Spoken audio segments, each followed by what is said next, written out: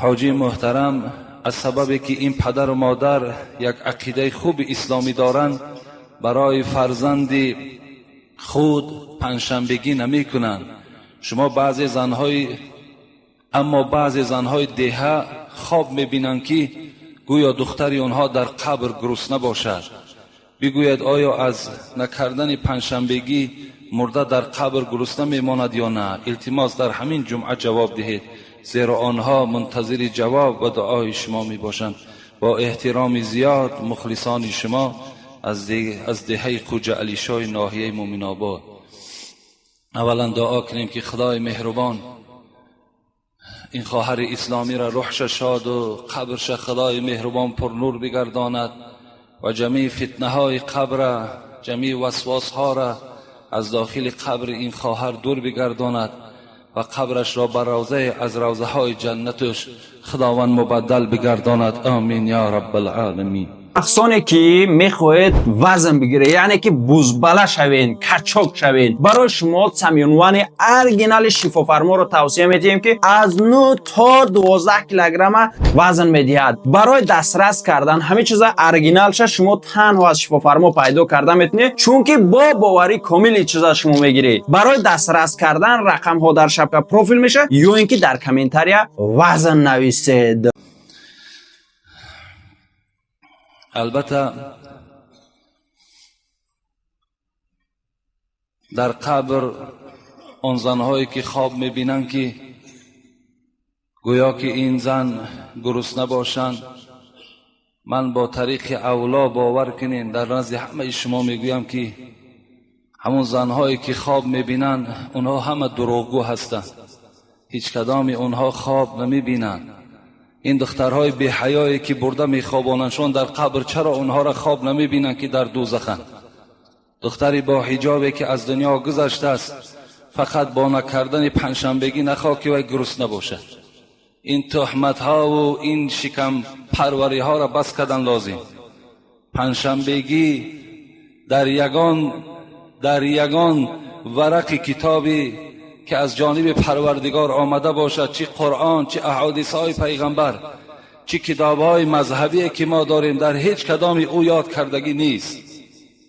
من برای چی این قدر پنجشنبگی ها را و دیگر خیر احسان های زیادتی که به گوش شما رسانیدم، من به خاطر چی رسانیدم؟ اگر چنده که قوت یک نفر از من نمی رسد که مثال پیشگیری این معرکه ها را کنم، اگرچه مرا بعضی ملاها من حتی ملامت میکنن که تو به این کارها نرس، لیکن مقصد من این است که شما فهمین برادرای عزیز و برادران مهربان، این میکروفون دائم در دست من نیست. یک روز نه یک روز این میکروفون از دست ما هم میگیرن، زیرا خیلی حسودا و خیلی بخیل ها و خیلی آدمای کوتاه نظر زیاد است. لیکن من به سمع شما میرسانم که پنجشنبگی گفتگی در کتاب ها وجود ندارد. اسلام ملامت نکنین که تا که در فکر شما نگذارد که همین معرکه ها را اسلام در گردن شما بار کرده باشد. این معرکه ها در گردن ما و شما اسلام بار نکرده است، مگر اینها را ان همین گونه زنهایی که خوابهای دروغ میبینند ان همینها بار کردگی هستند. اسلام ما و شما چی در قرآن چی در احادیث های پیغمبری خدا آمدگی است. یرید الله بكم اليسر ولا یرید بكم العسر. خدایی که شما را آفرید، خدایی که به شما حیات داد، خدایی که به شما تمام نعمت دادگی هست، فقط از شما آسانی میخواهد. ولا یرید بكم العسر. پروردگار میگوید با این قدر بزرگیم، با این قدر عظمتم، من از شما مشکلات طلب ندارم. لا یکلف الله نفسا الا وسعها. هیچ بنده ما پروردگار میگوید از قوتش زیاد دیده تکلیف نمیکنم. انما بعثتم میسرین ولم تبعثوا معسرین. حدیث پیغمبر است، من در بین شما بهر چی آمدم؟ تا که در بین شما آسانی را جاری کنم. من از مشکلات آوردن بالای شما به این مقصد نآمدم. یعنی اسلام همه وقت آسانی را از ما و شما میخواهد.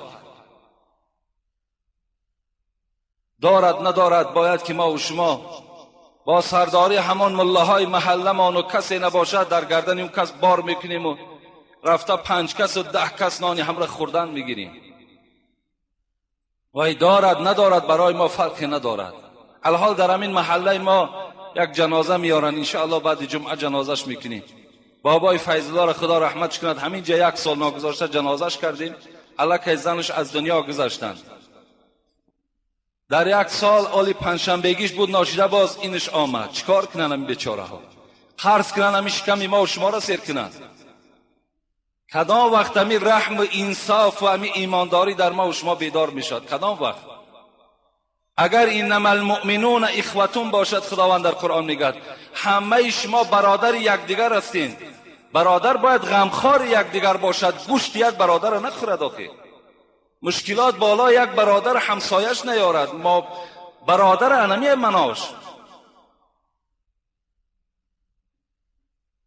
نیست، بیچاره ها ندارن، شرایط ندارن. این حالت باید که تمام همون کسانی که گپ گذر هستند، سخنهاشون در آن محله هاشون میگذرن، اونها باید قرار ننشینن، باید کاری کنن که همون خاندان هم من کنن، گویان از این خیر احسانی که تو کرده ایستاده‌ای با یک طریق خیلی دشواری که نداری، در این تو گناهگار میشوی، تو ثواب نمیگیری. اما و شما که الحمدلله با قرآن ایمان آوردیم، با حدیث پیغمبر ایمان آوردیم. پیغمبر ما و شما چی میگوید؟ ابدا بنفسک فتصدق علی. ای انسانی که تو امروز صاحب دولت شدی، کدام به همه شما مراجعت است از پیغمبر. وقتی پولدار شدی میگوید نفسی خود تسیر کن، لباس بخر به بدنت، شکم تسیر کن، فان فضول شیء فلاهلک. وقتی که بدنت سیر شد، شکمت سیر شد، باز اگر پول در دستی تو که باقی ماند، زن و فرزند تسیر کن. پیغمبر خدا امر دارد. سیر کرد، لباس ها خریدم، شکم سیر کردم، شکمی زنم سیر شد، بدنش پوشیده شد، فرزندام تامین شد، باز اگر در پول در دست من که ماند، باز پیغمبر خدا چی میگوید؟ میگوید باز بعد این به خویش و تبار یاردم کن. خویش و تبارم که تمام شد، این حالت و ها کذا گفتم پیغمبر انا مرحمت بد خیر در بیرون کردن بگیر. امروز ای بیچاره ندارد شرایطی که همون شکمی خودش سیر کند. از کجا شکم ما و شما را سیر کرده میتونه؟ هر کدامت همین خلاصه از دسترخوان خانت ببرار. این گونه امرها در اسلام آمدگی نیست. ملامت نکنید. خوش به حال همون خواهری که اگر یک بدعت من کرده باشد، خوش به حالش.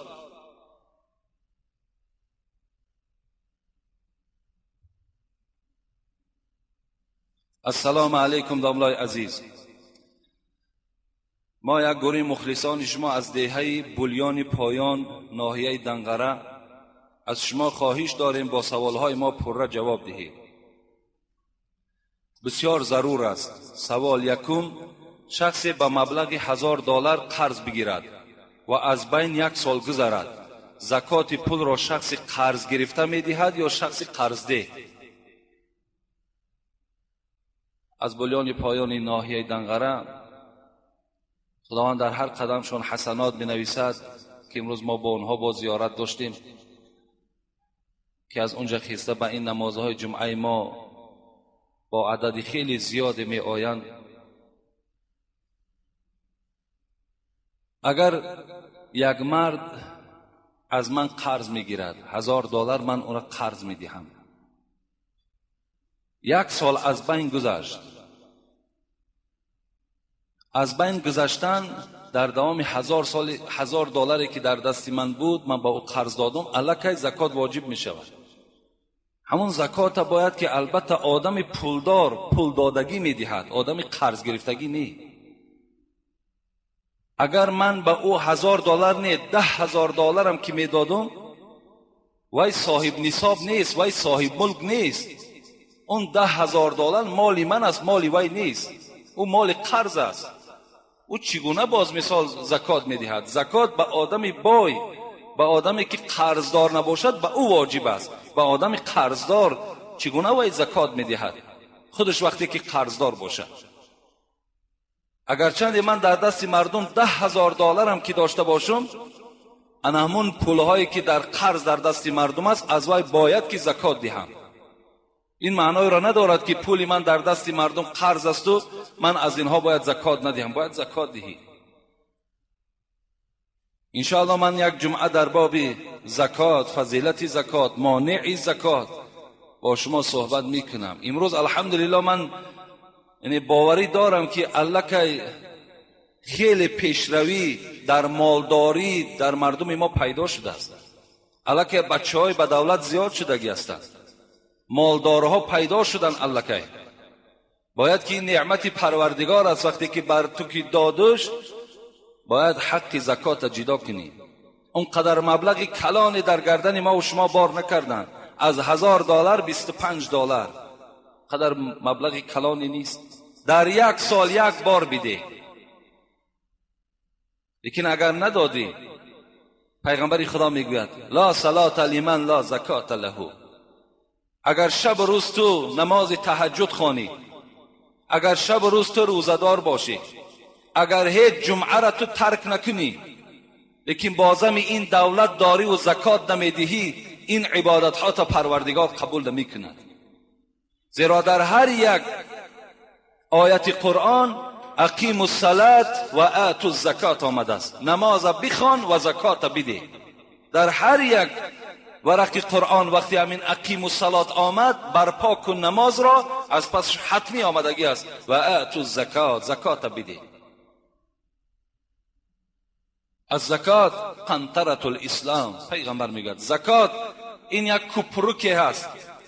از این طرف مرد مسلمان می ایستد، از این طرف اسلامش می ایستد.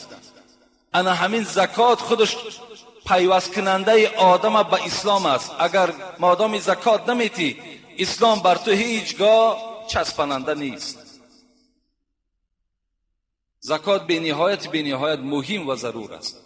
کدام از شما دارین مستحقا هست، دادرها تانتین، فقط پدر و مادر مستحق زکات نیستن. یعنی من اگر مالدار باشم به پدر و مادرم زکات دهم، زکاتم درست نمیشود.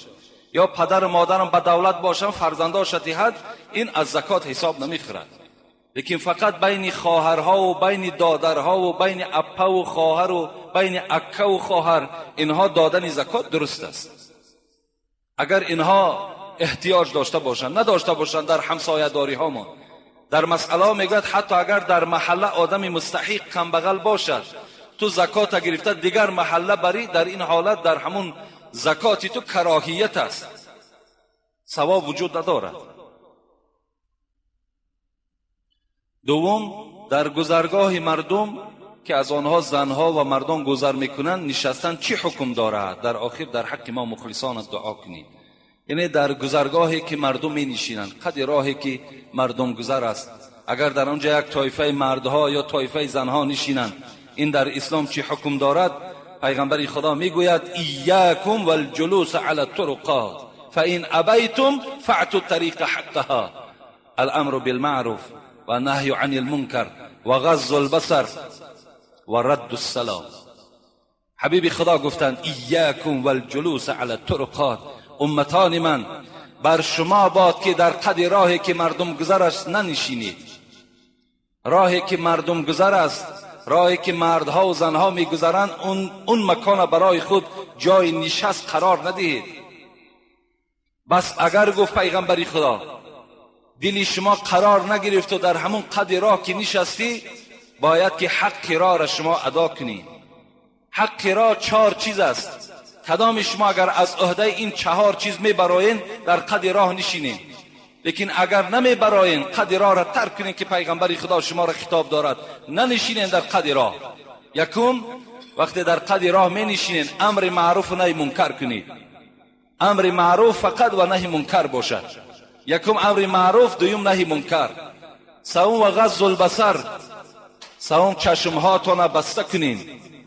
چشمهاتون بسته کنین که یعنی مردم غیبت نکنین. مردم هایی که به پیش شما میگذرند به آنها هر گونه از تاریخ آنها ورق نزنین.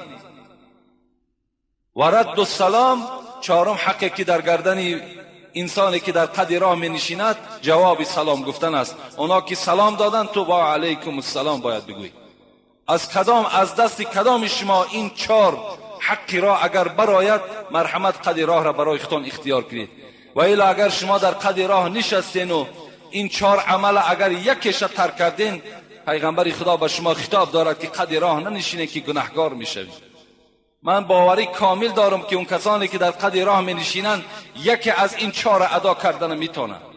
کدام اونها امر معروف میکنن، کدام اونها نهی منکر میکنن. در اونجا نشستن بغیر گپ‌های بیهوده و بغیر دشتام و بغیر غیبت دیگر چیزی وجود نداره. افسوس که امروز بسیار باور که این بی مدنیتی ما و شماست که در همون قضای راهی که ما و شما میگذاریم در محله داریمان، همون زنها قد راه بسیار می نشینند.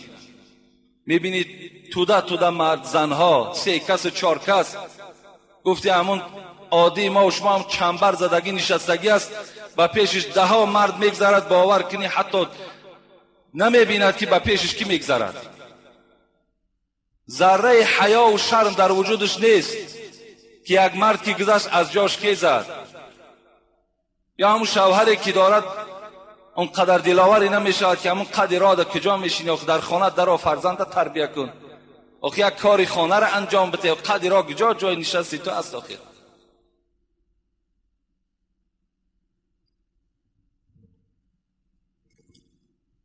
السلام علیکم داملای شیرین سخن. من یکی از مخلصان اشدی شما می باشم. من یک رفیق دارم که اپای او در حکومت کار میکند و من التماس کرد که این سوال را به شما عرضه کنم. این زن صاحب 3 فرزند می باشد، 1 پسر و 2 دختر. این زن از ایام مکتبی نمازهایش را تا به حاضر می خواند. این زن بسیار زنی خدا ترس و خداجو می باشد، زنی بسیار زیبا می باشد. در حالت مستی شوهرش این زن را 3 طلاق می کند. سحر روز می شود، زنش می گوید که تو همین خیل کار کردی. این مرد می گوید که من هیچ چیز را یاد ندارم، تو تهمت می کنی. این زن نمی خواهد که کودکهایش را یتیم کند. یگان علاجش هست یا نه که من دائم در فکر هستم. از این کار 6 ماه گذشته است. التماس این سوال مرا جواب دهید. با احترام، یک زن سیاه بخت. یعنی مسئله طلاق مسئله من نیست، زیرا که در این باب ما چند بار بعض مسئله ها دا فتوا دادیم، بعض شورش ها هم خیست، بعض نافهمی ها هم پیدا شد. لیکن این خواهر عزیز الکه 6 ماه گذشتند که مراجعت نکرده باشد، چگونه زنی خدا ترس است، چگونه زنی خداجو است که 6 ماه از طلاق کردن شوهرش گذشت، بار هم مراجعت نکرده است. اگر این زنی خدا ترس میشد، میلش خدا ترس باشد، شاید خدا ترس باشد، شاید اگان چیز مانع شده باشد، لیکن زنی خدا ترس میشد همون سحر باید که مراجعت میکرد، اگر حیات حلال و پاکیزش میفارید. یعنی در حالت مستی طلاق کردن نزد مذهب ابو حنیفه طلاق واقع میشود. در حالت غضب نزد مذهب ابو حنیفه طلاق کنه طلاقش واقع میشود.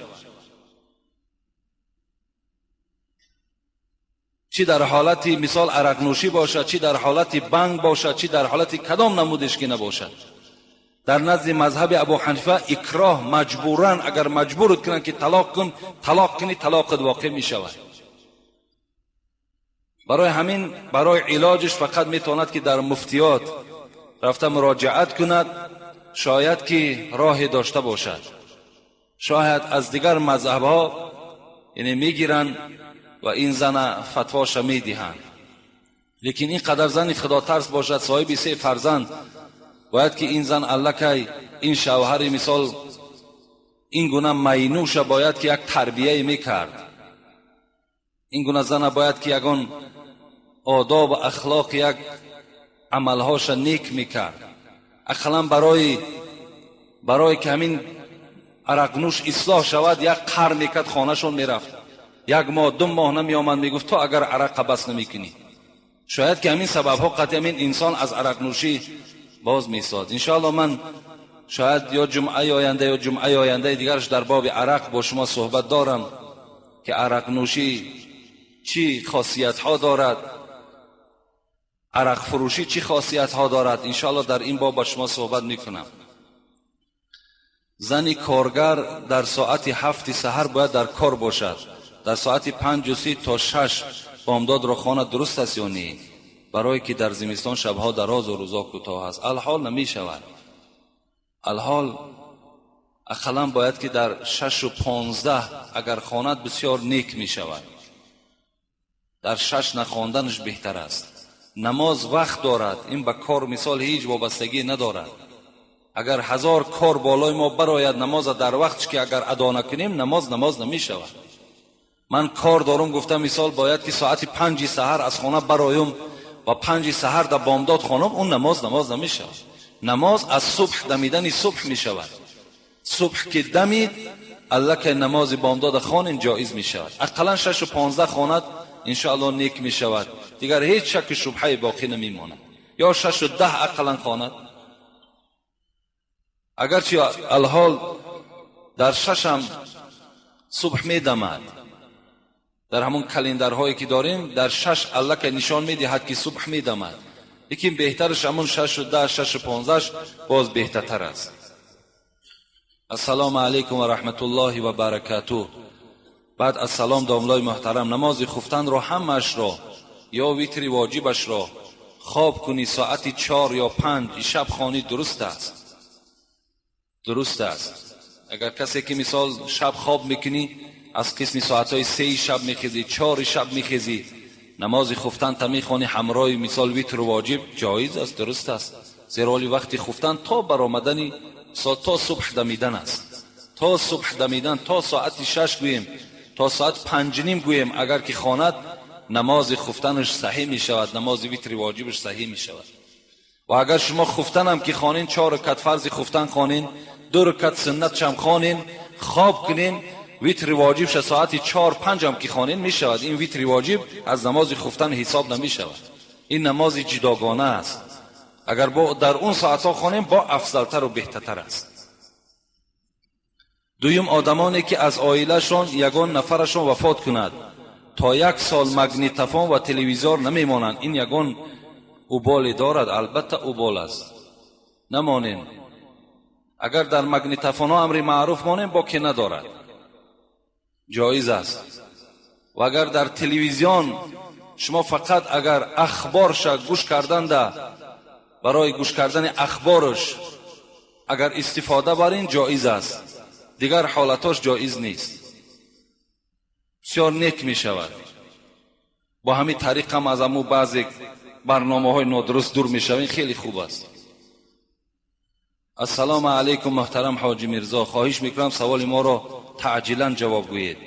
کاژینکه هایی که بعضی آنها را میگویند که از پوست خوک است، چه حکم دارند؟ آیا پوشیدن آنها در داخل نماز یا بیرون از آن روا است یا نه؟ التماس فهمانید. البته در داخل نماز این پوست خوک به سبب طاهر کردن طاهر نمی شود. یعنی در مسئله ها میگوید یکی پوست انسان، یکی پوست خوک، اگرچه دباغت هم که دیهن ولی طاهر نیست. یعنی دیگر پوست ها مثل پوست خرس باشد یا پلنگ باشد یا گرگ باشد، همه حیوان ها یا خر باشد، اینا به سبب دباغت دادن الله که طاهر می شود، لیکن پوست خوک نمی شود. از این خاطر اینها را در نماز خواندن استفاده بردن تماما لازم نیست. به نهایت خوب می شود بیرون نماز هم نپوشینش. این خوک یک حرام کرده پروردگار است. اگر شما تقوا داشته باشین بیرون نماز هم نپوشینش، لیکن در داخل نماز تماما نپوشین که با اون لباس نماز خواندن شما درست نمی شود. السلام علیکم اکای حاجی میرزا.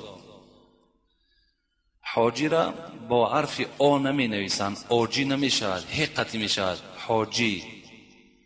این جوانای ما همین قدر قریب به سواد ماندن که حتی که آجی را از حاجی فرق نمی کنند.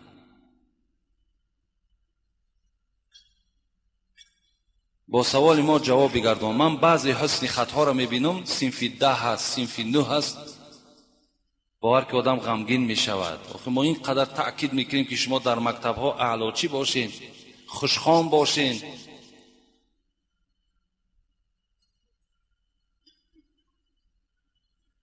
با سوال ما جواب بگردان. اگر بچه زنا کند با آب غسل کند پاک می شود یا نمی شود؟ اگر شخص زنا می کند، زن باشد یا مرد باشد، بعدی زنا کردن پشیمان می شود، پشیمان می شود، توبه به سوی خدا می کند، میگوید پروردگارا این کاری من کردم خیلی کاری زشت بوده است، خیلی کاری بد بوده است، خدایا از این کردم من به سوی تو پشیمان شدم. ای پروردگار، آخر اگر همین زنی که من با او زنا کردم در جای این اگر خواهری من باشد یک مرد دیگر زنا کند، من خودم را چخیل تصور میکنم. همون کسانی که زنا میکنن باید که در حالت زنا خواهر زنشون پیش چشمشان بیارن که اگر زن شما را یا خواهر شما را ای زناکارها، اگر دیگر بدبختای زناکار زنا کنند چخیل میشوین شما؟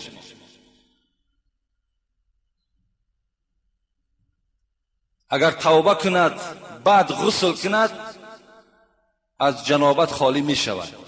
لیکن اگر زنا کند و باز گوید که خیلی آینده باز زنا را دوام دادن میگیریم، وای جنوب است، او هیچگاه آب وای پاک نمی کند. وای اگر با آب زمزم که اگر آبازی کند وای پاکیزه نمی شود. این کثافت دائم جنوب است، در حالت جنابت اون قرار دارد. تا اگر توبه صدق به سوی پروردگار نکند و غسل نکند بدن وای از جنابت پاک نمی شود. در حالت جنابت دیگر خیلی وای حساب کنی خوردنش هم در حالت جنابت است، همراه تو صحبتش هم در حالت جنابت است، هر معامله که میکند وای در حالت جنابت است.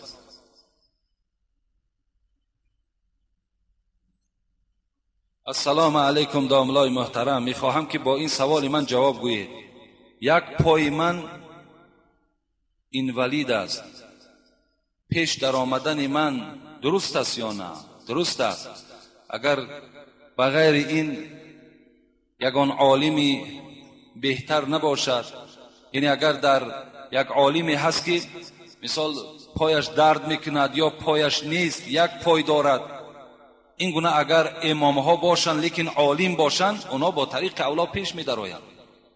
لیکن اگر در برابرشان یگان عالم دیگر وجود داشته باشد که وی درست باشد، سالم باشد، بهترین صورت شامل است که وی از پس این امام نیت کند. یعنی همون امامی که پای درمند دارد، پای مثال رکوع کننده ندارد یا پای ندارد، وی قفا ایستد و این عالم پیش درآرد، این بهترین صورتش.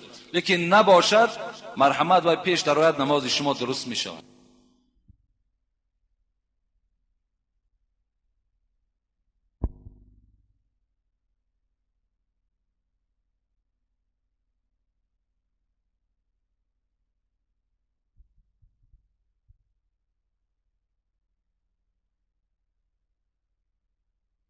نمازتان درست می شود.